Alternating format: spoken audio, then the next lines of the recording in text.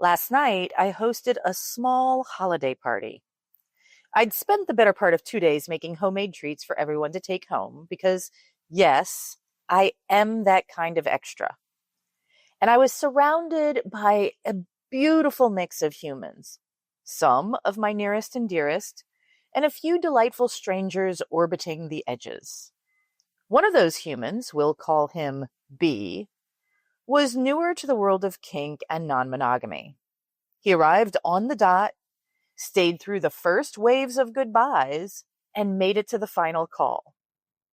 The real story begins after Dirty Santa, when one of the gifts, a deck of kink talk cards, got passed around and someone drew this question: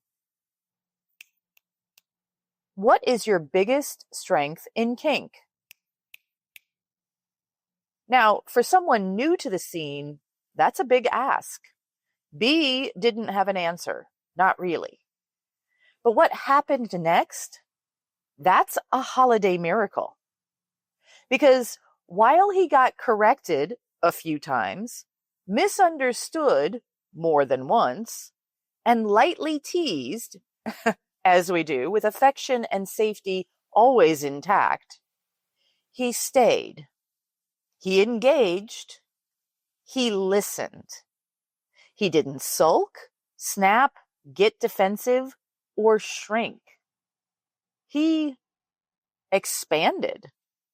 I could practically see him almost physically stretch to take in what was flying at him like a fire hose of insight and passion and linguistic precision. It was overwhelming, I'm sure, but he didn't run. And in a room like that, where vulnerability is currency and intellectual sparring is practically foreplay, that was a power move. Most people, they'd have tapped out, felt attacked, shut down, or stormed off. B did none of that. Instead, he walked out of that party with multiple new connections, invitations to stay in touch, and a glowing spot in the minds of people who, just 6 hours prior, barely knew his name. That's what happens when you stay curious instead of getting defensive. When you hold your ground without hardening your heart.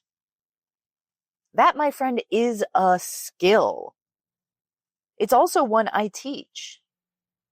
Inside my mentorship, we build your capacity to stay grounded when it feels like the social stakes are high and the rules aren't clear. To move with calm curiosity, even when your instinct is to freeze or to flee. To be the kind of person who gets remembered in a good way. If that's your big ask for 2026, let's talk. Book your free 15-minute Big Ask consultation now. Ever find yourself in a conversation that totally overwhelmed you, but you stayed in it anyway? What happened next? Hit reply and tell me.